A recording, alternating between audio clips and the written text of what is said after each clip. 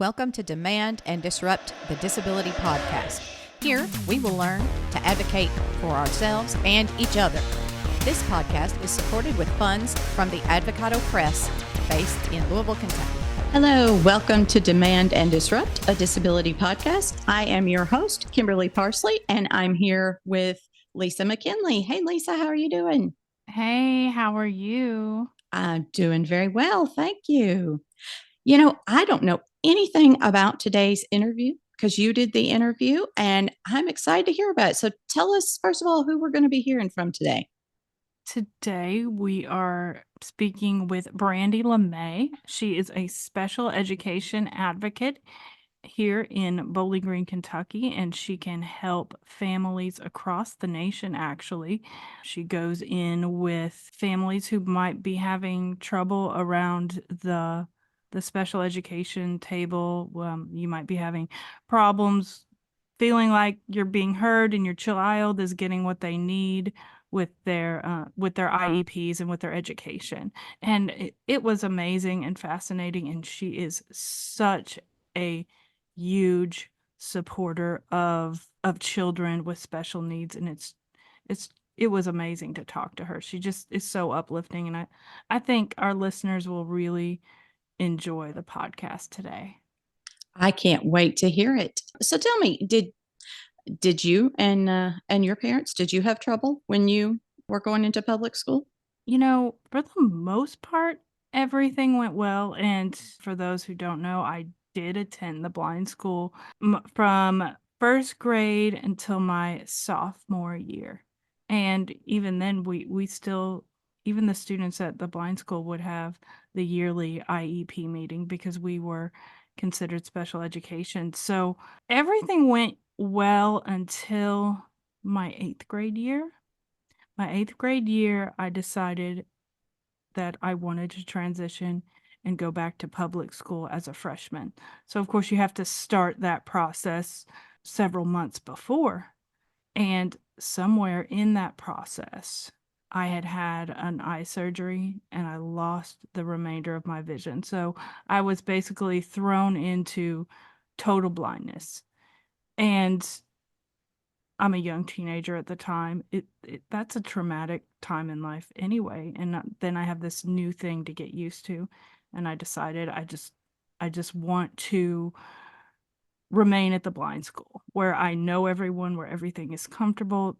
It would be too much of a transition now that I had lost my vision completely. But the thing was, at our school system back home, the public school I was going to transfer to, they had already hired someone to be my visual aid teacher. So they weren't going to just let me get off the hook. They're like, no, you have to come here. We hired these people. We hired this person. And the two schools really were kind of feuding it out with each other. And we had to call in a mediator. I remember going to the conference room and sitting down with my teachers and being in conference with the people from my public school back home, and they were pleading their side of the case. And I remember having a teacher sit beside me, and she was such a fierce advocate. I was scared. I didn't want to go back to the school, but I knew with her sitting there beside me, there was no way that, come hell or high water, they were not taking me out of the blind school that year. And it was because of that teacher. Her name was Mrs. Johnson. She was a wonderful woman, and she was my advocate and made it so that I didn't have to transition then. I ultimately did go to public school my last 2 years, but I was ready then. But at that time I wasn't. And I guess that's why I have such a passion for this topic. And I just think it's so important that we can find advocates to help us and help our children get what they need. That's true. My situation was similar in that I also had an advocate, but my sight loss went much more quickly. But yeah, my mom just it's like I always had poor vision, but enough so that I wasn't really considered visually impaired as long as I had corrective lenses until I didn't. And then I lost my sight from, I think I had surgery, and the surgery that caused all the trouble in January of my freshman year in high school. And then by March, I was completely blind. And my mom didn't know anything but to go through the yellow pages back then, because I'm old, y'all. And she found the Department for the Blind was then. Now it's part of vocational rehabilitation. And she called and she got Barbara Miller, who headed the Department for the Blind here in Kentucky for a long time. And Barbara put Mom in contact with Debbie Brizendine, who was a counselor in the Department for the Blind at the time. And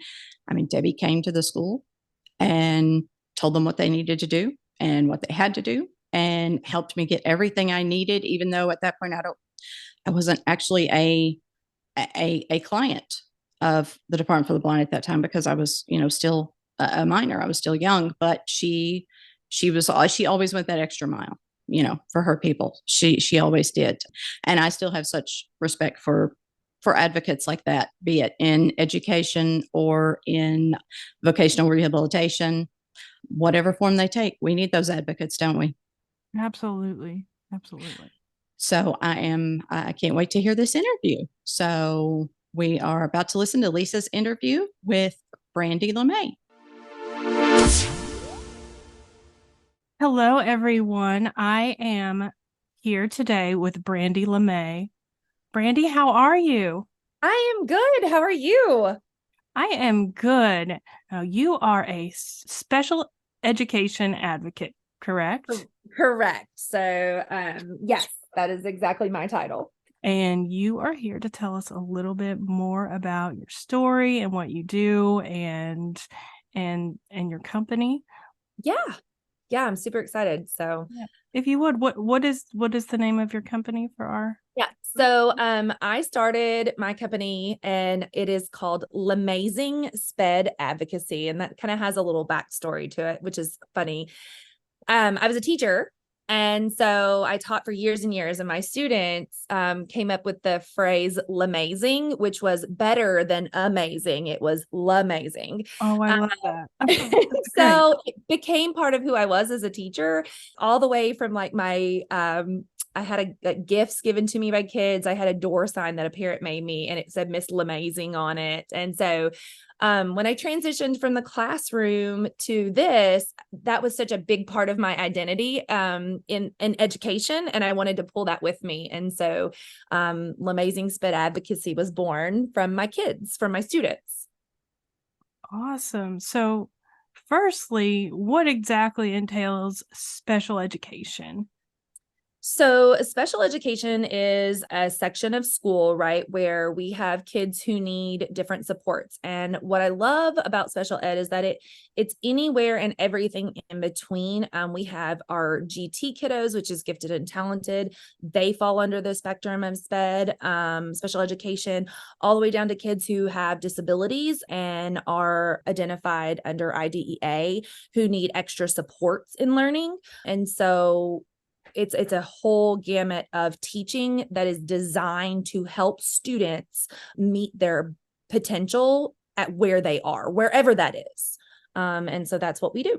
I think that's really important to clear up because, when I was younger, I was under the impression, and I'm sure lots of people are as well, that special education only deals with maybe intellectual disabilities or those type of things, but that's not the case, right? No, not at all. As a matter of fact, that is a huge misunderstanding, a misconception. And so special education we do have kiddos that have intellectual disabilities, right? My daughter being one of them. I have a daughter who has Down syndrome, and so she gets special education.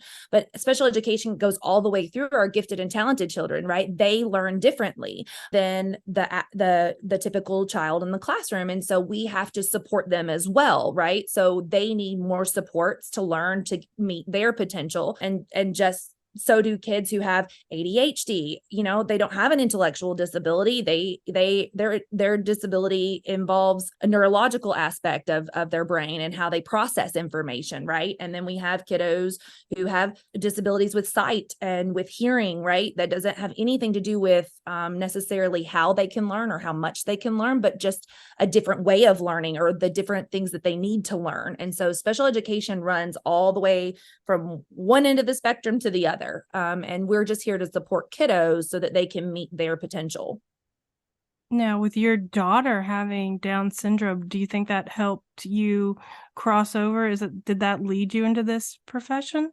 It did, actually. So she's kind of the big reason that I got here. And so I started teaching. I was kind of the weirdo that went to college and didn't know what I wanted to do. And so I got married, and I always knew as a kid I wanted to be a mom. Like, that's what I knew I wanted to do. I always wanted to have kids. And so that's what I did. I got married and met the love of my life. And we have 3 beautiful daughters. And then our youngest daughter came into the world, and we found out she had Down syndrome the day that she was born. And it just changed our lives, as it changes a lot of parents' lives when you find out you have a child who has a disability. And so from that moment, for me, I'm a go-getter. And so I was like, okay, what do I got to do? And I started reading and I started researching, and I got her into therapies, and I just did all the things, right, that a mom needs to do to make sure that their child's supported. Translate that over.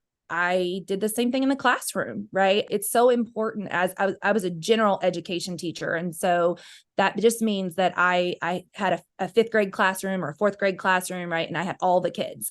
And I was so passionate about helping my SPED kids in my classroom, because they deserved to be there just as much as my daughter deserved to be there, right? And so I knew that I wanted to give them everything that I wanted my daughter to have. And so I went back to school later in life after I had my kids, started teaching, that kind of did that. And then I ran into problems with Addie, and my daughter's name's Addie, Addie Ray. And I was struggling to work with the school system. I was struggling to work with her IEP team. I was struggling to work with just getting her the basic things that she needed to be successful in school. And it took 2 years of what I'll call, I was advocating, right? 2 years of advocating myself for my kiddo as a teacher. So I say that simply because as a teacher, I know that side of the table, right? I know the educational side. I know a lot of the requirements that some parents don't often know. And so I knew more than your average Joe. And I still struggled. I could not seem to get them to listen to me as her parent. And so time went on, and I kept fighting, and I kept pushing, and I kept advocating, and I was getting nowhere, to the point that I knew I couldn't do it alone. And so I reached out to an advocate myself, and I was at the point then where I didn't know what else to do. I was at my breaking point. I knew my kid needed something, needed more, needed help, or she was not going to be able to live on her own. She was not going to be able to read. She was not going to be able to do, the things that I knew she could do.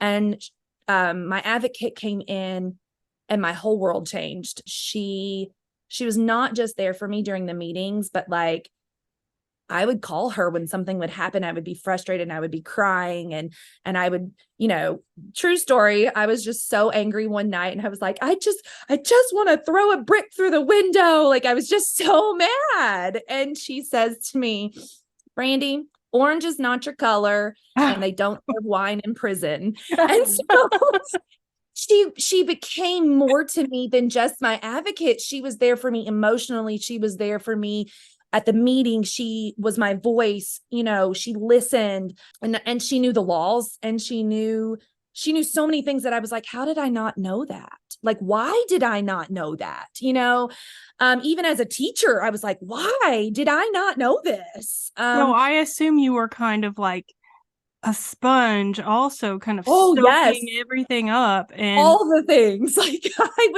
would ask her all the questions and all the things. And she looked at me one day.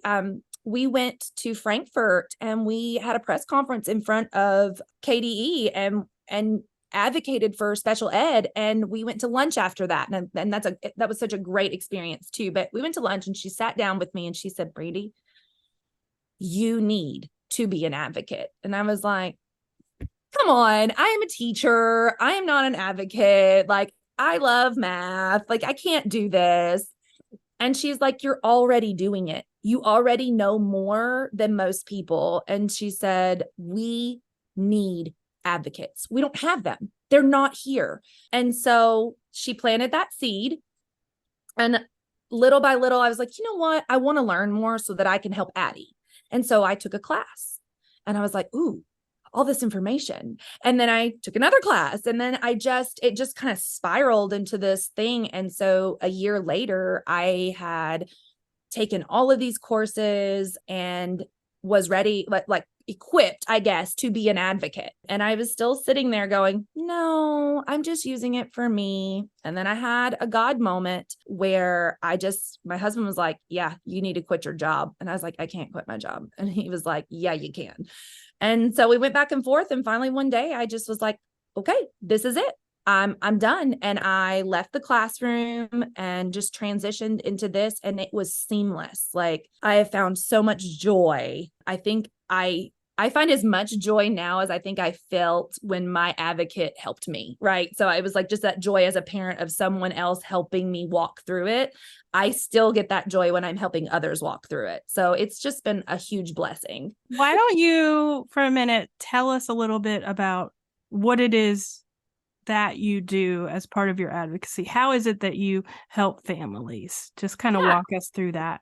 So there are lots and lots of reasons that families reach out to advocates, but our biggest things that we do is we improve the effectiveness of your child's like educational team. And so sometimes that's just, you have to think about it. You have the parent, you have the IEP team at the school. The parent is part of the IEP team. Let me just say that. But the school takes care of so much. The parent comes in and you've got two sides of that table, right? And sometimes we get tunnel vision from our own experiences, right? And so advocates can come in with a non-objective lens and really look through things and help that effectiveness of, hey guys, we're missing this, or we're not seeing this, or hey, when I read through this, I see this deficit, or I see this need, or I see whatever. And then you tend to get both sides going, oh, we didn't realize that, or, oh, we didn't see that, or, oh, that's a good idea.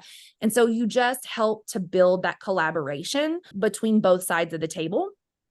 And so we do that. Then we clarify expectations about public education. And so IDEA, or the Individuals with Disabilities Act, right? Education Act, is all the law that kind of encompasses special education and what the schools are required to do and what rights the parents have and the children have. And sometimes, we as parents want the world for our children, right? We want everything under the sun. We want them to have all the things. And so sometimes as advocates, we have to go in and clarify, okay, this is what the expectation is of the school, or, hey, school, this is the expectation we have for you. This is what you need to be doing, or this is what doesn't need to be done. And so just kind of clearing that up between both sides. We assist parents to improve their understanding of those educational rights. So parents who have children in special education, you are probably all familiar with the terms procedural safeguards, because at any meeting they go in and they're like this big packet of papers and they're like, hey, do you want an explanation? And parents are like, you've given me this packet every single time I've come, whatever, kind of a thing. But those are huge. And so often we can kind of help their understanding of those. And we just help them to understand available options to educational services and supports. And so the IDEA also goes outside of just the school system, right? We have children who need supports for speech and physical therapy and occupational therapy and music therapy and counseling, mental health, things. And so all of those things are encompassed in the responsibilities of the school and the responsibilities as the IEP team to get those services and supports in place for those children so that they can show up to school every single day and be the best version of themselves and get as much out of their education as possible. So say a child is been receiving services for a long time and they haven't had an advocate, and the parents feel like the child's education needs aren't being met. So you can go through and read through past documents and look at the student's records up to that point and kind of correct me if I'm wrong. Yeah, but no, you're exactly right. So when go I over it with like a fine-tooth comb and say, you know what, this probably is ineffective, or this probably needs to be changed. Yes, and that's exactly what I do. And so when I get new clients, the first thing that I ask for them to send me are their educational records. I ask for 3 years worth of IEPs, their, most recent individualized education evaluations, their progress data, from their goals. I have to look at the whole child, right? I have to look at everything. And I literally will sit and comb through all the documents. I look at all the data, and there's so much often that I see from that outside perspective, right? And so I can come in and say, hey, this kid is having speech problems, and we've been in speech for 15 minutes every day for 3 years and we're getting nowhere. So what's not working here? Why, what are we doing wrong? Or it might be the opposite. This kid's been in speech 30 minutes 2 times a week and has mastered almost everything. Why are we wasting our time here? You know what I'm saying? Like, we need to be focused on something else. And so I look at all those things. I look at goals. What are the needs that the child has, because the deficits are where we create the goals, right? And so we say, okay, what things is this child lacking? What supports do they need? And we go through it and we create a document, an IEP, right? And so it's an individualized education plan for this kid. And we make sure that they are getting everything and that they need. Now, hear me when I say need, right? It's not want. We can want all the things in the world, but if it's not suitable for our child, then that's where I have to come in and say, hey, that's not realistic. I have a son with an IEP, and I know it sometimes gets frustrating around the conference table.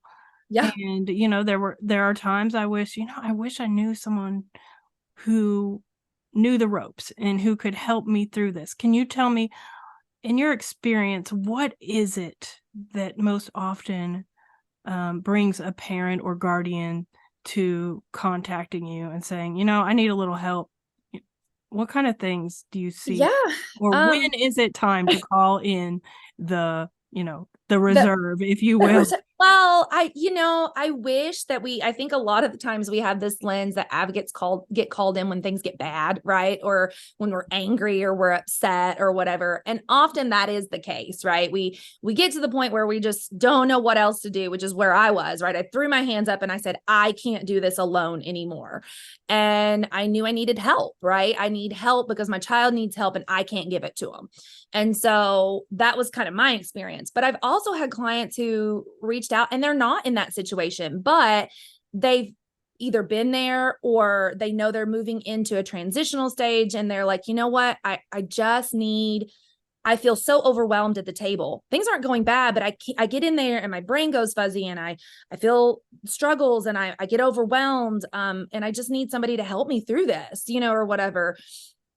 So it can be for any reason at any time, but often it comes through parents not knowing what to do versus, just bringing one in for just because, like, hey, I just want another person or somebody. So it's often, I know the school's saying this, but I want someone else's opinion. I do records reviews as well. I have a great family that I just finished with. And, sometimes you don't want to bring an advocate to the table because, again, we get that whole feeling, this misconception of you bring an advocate, parents are mad, or whatever. And so sometimes they don't want that, but I will sit there and take their documents and I will go through it and I will give them my suggestions. Hey, this is what I see.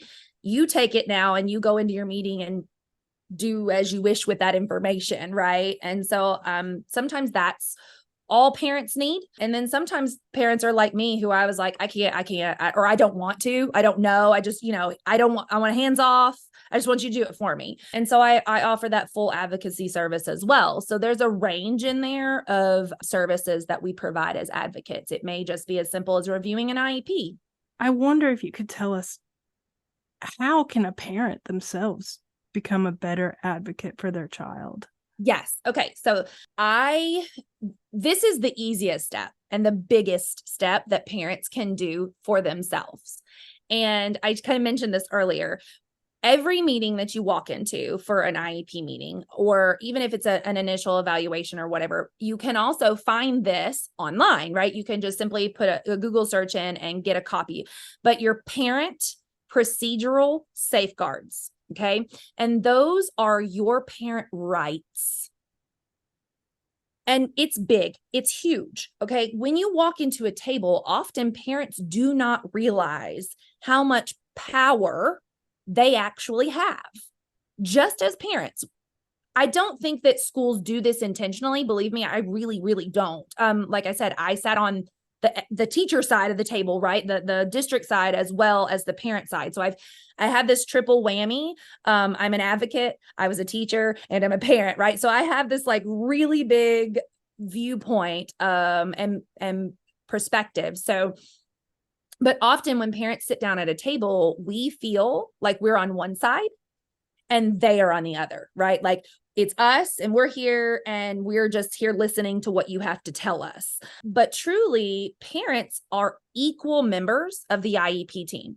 So a parent has just as much say as the SPED teacher, the gen ed teacher, the district representative, the counselor, the whoever, right? Whoever is part of that team, you are all equal members. But if you don't know your rights, if you don't know that, you sit there almost intimidated, although it is intimidating, even if you do know them sometimes, but you sit there and you don't know. And so a lot of times we close our mouths, we just nod our heads, or we're told things that aren't true, or we're told, well, we can't do that when in fact they can.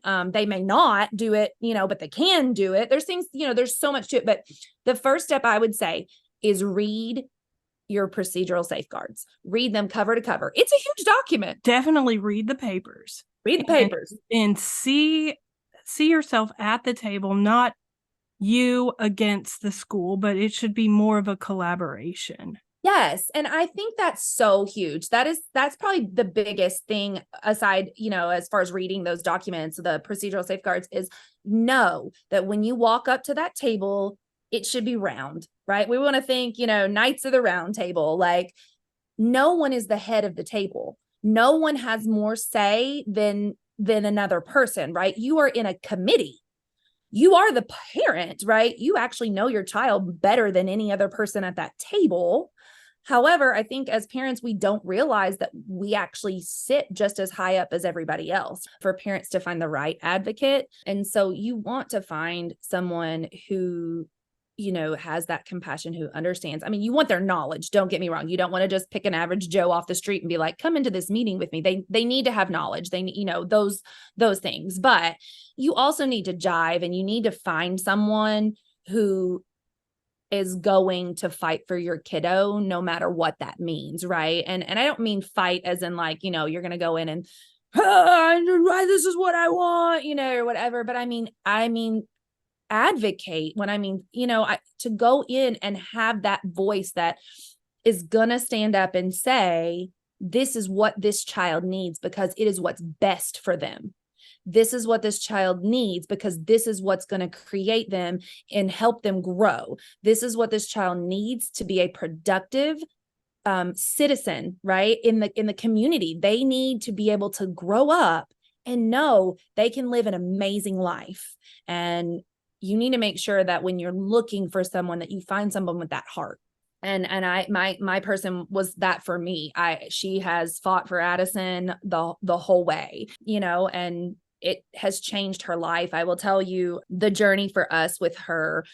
We went from struggling in preschool. We were struggling. We were struggling in kindergarten. We asked to repeat kindergarten. We were told no. So we were forced to go to first grade. We had a horrible first grade year, and we asked to repeat first grade. It took everything and all that we had to get them to allow her to do that. We still fought over things or whatever. Our advocate changed the course of her trajectory. She was, going to school We couldn't do spelling. We couldn't read words. We didn't know our alphabet. We couldn't make sounds. We were barely coloring. All these things. To this year, where she has the appropriate supports in place, they are being done at the school level, right? In the classroom. Let me say this also, it wasn't that she had bad teachers. Teachers are not the issue here. It was the support systems in place, the things that we don't know how to do because we're not taught as teachers, right? They may be in a document, but if you don't have the support or the knowledge to do them, then how do you do it, right? And so, but this year she got those supports. They were put into her IEP. They were produced, right? They were actually used the way they were meant to be used and not just written in a document. She has an amazing teacher. I would love to just throw out some props to those two people because she has come home this year with dictation tests, spelling tests. She's doing math. She's learning a calculator, right? That life skill, which I don't know why all kids don't use them because we all have them in our back pocket. Whatever. That's my math tangent as a teacher. But, she comes home smiling from school. She comes home so excited to pull papers out of her backpack. And she's like, look, Mom, look. And she's got a big 100 on her spelling test. It makes a difference. It makes a difference for you to have an IEP in place or the supports in place for your child. I see it in my own child, right? Like I was in tears all the time for 3 years. I didn't leave an IEP table without bawling, right? We would leave and I would just, as soon as I walked out of the building, it was bad. And this year I have left with smiles. I have left with joy because she has what she needs, right? And that's what it's about. It's not about getting more than what she needs. It is about accessing her education the same way her peers do, right? And that was all I wanted. And now that we have it, she is flourishing. And it's amazing. It's amazing what a difference it can make to have someone step in for you and fight that fight. So I think it's important to say, you don't know what you don't know, right? Amen, sister. I say that all the time. You don't know what you don't know. You don't know what you don't know. So call in someone who knows, right? Yes, or learn. And find out, right? Ask questions. Yeah. Make this a team effort. It's not about a fight. No. It's not teachers against parents, students against teachers. It's let's put the appropriate accommodations in place and let's really try to listen to one another and just figure out what our kiddos need. And that's what I'm hearing from you. And that's what I love. What areas do you serve here? I can serve any state in the United States. So, which is awesome. I actually have clients in 7 different states right now, all the way out to Arizona. And so I have clients in Arizona, I have clients in Tennessee, Georgia, Alabama, Kentucky, Indiana. So I have lots of different places that I serve. Here's the thing that's important to know about that is that we have the federal law, and the federal law is like the base of your house, right? The concrete slab. You can't go lower than your concrete slab. So if they receive federal funding, which is all the public schools, and that kind of thing, they have to follow the federal law. They have to. State laws cannot take away from federal laws. They can only add to. So you do sometimes when I have clients in other states, I'll obviously check in and make sure state regulations don't enhance what the federal law says, but the federal law is the federal law. So if you live in any of the states, any of the districts in which the United States covers, I can advocate for you. What I love about this is that we do a lot of our meetings now virtually. I have clients who sometimes still go to the meetings. Sometimes we have just everybody's virtual and everybody's just talking on the computer. The internet has made our world a great place, especially accessible, across the world. It's so amazing. So I just get on the computer and I do the same thing. And I think it's so great because I've built some wonderful relationships with different districts. I have great relationships with our local districts here. The SPED director, you have to know something, kind of going back to what you said, is you don't you don't want bad relationships. Nobody works well, right? When everybody's fighting. What we want is cohesiveness and people working together for the betterness of our child. And so it is important to know and to build those relationships, and we have great people in the education system. We really do. It's just getting everybody on the same page, because, there's personalities and we all have our things. So when you bring people to a table, it's important to remember where we all come from. But the biggest thing to remember is that we're there for the child. It doesn't matter. I'm the adult, right? You're the adult. We have to be adults for this kid. And so if we just keep that in mind, we're all going to do what's right. So it's funny. I have on my list of questions to ask you, tell me why you're so passionate about being an advocate, but I don't think I have to ask you that, because it comes through. I mean, it absolutely 100% comes through. So if a parent wanted to get a hold of you and utilize your services, tell our listeners how they can go about doing that. Yeah. So I have a website. It's lamazingspedadvocacy.com. So you can get on there, and there's I list, there's services, there's information there. We're actually updating it right now for a resource page for parents, because not only do I want my job to be there to help you, but I want it to become a place where parents can go and find resources for themselves. Like, I want to be able to provide you with resources in which you can use to advocate for your child, not just me. This isn't about me. I will tell you straight up. It's not about a job. It's not about money. It is about children. I have a child who I want to have the world. And I found out that other parents need that too. They need somebody to help give that to them. And so I don't care what it is or who it is. I want to help. And so it's under construction right now. Well, not really construction, but we're adding some stuff there. But there's a contact page. You can get on there, fill that information out. It will reach out to me and I will contact you. I do free consults. And so if you just want to contact me, kind of, we talk about your case a little bit, what my services are, how I can help. If I can help, there have been cases where parents have reached out and said, well, this is what's going on. And I'm saying, I'm not your person, right? This is who you need to talk to or whatever. So I just try to give you the resources that you need. All that information is there. I have a Facebook page. It's also Lamazing Sped Advocacy. I have people that message me on there, and I post information and things on that page as well. So those are kind of the biggest and easiest ways. And I'll just tell you, and it's going to sound crazy, Lamazing. Okay. We talked about it, but it's LEMAYZING.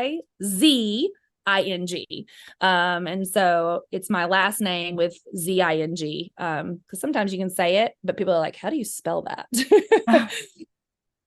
Well, Brandy, it's been a joy having you on the podcast today. I know a lot of parents are going to get a lot from this episode, and I can't wait to put it out there and for everybody to just take a listen. In just a few words, what parting advice would you give to parents? Yeah, be your child's voice, no matter what. You know them best, and they need someone to intercede for them. They need that. And so we often, I'll say in education, we talk about the parents that don't do or don't come or don't call, but we don't talk about the ones that do. And it's so important for you to stand up for them in their shoes, right? Bring that to the table and be that person for them. Absolutely. Thank you so much, Brandy. Thank you for having me. This has been such a joy. I've had a blast. So thank you, Lisa. If you like the podcast, remember to follow or subscribe so you never miss an episode. If you really like the podcast, we'd love it if you could leave us a rating or review on Apple Podcasts or Spotify or wherever you get your podcasts. That helps more people to find us. If you really, really like the podcast, then please tell someone about it, either in person or send them an email or just share the link on social media. Thank you all. Every bit helps, and it makes a huge difference for us. If you'd like a transcript, please send us an email to demandanddisrupt@gmail.com and put transcript in the subject line. Thanks to Steve Moore for helping us out with transcripts. Thanks to Chris Unkin For our theme music, Demand and Disrupt is a publication of the Advocado Press with generous support from the Center for Accessible Living located in Louisville, Kentucky. And you can find links to buy the book, A Celebration of Family, Stories of Parents with Disabilities, in our show notes. Thanks, everyone. You say you've seen a change in me. Just for once I think I would agree. We both know there's a difference. We've had our curtain call, and this time the writing's on the wall.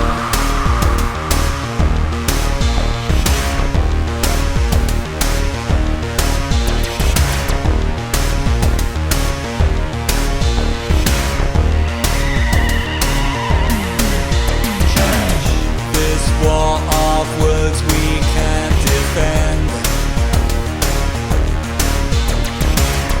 Two damaged hearts refuse to mend.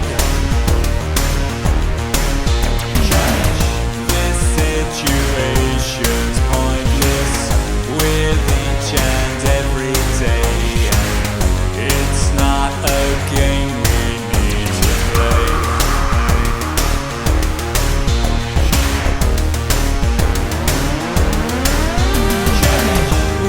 Try to make things better, repair and rearrange things, but each and every letter spells out the need for us to open up our minds and hearts to change.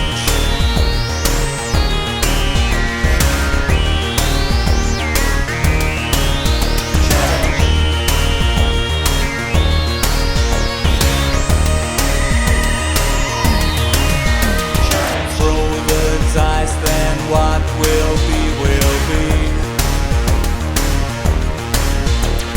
Disregard for good to set us free. There's just no way of knowing if love lives anymore. We'll turn out the light, then close the door.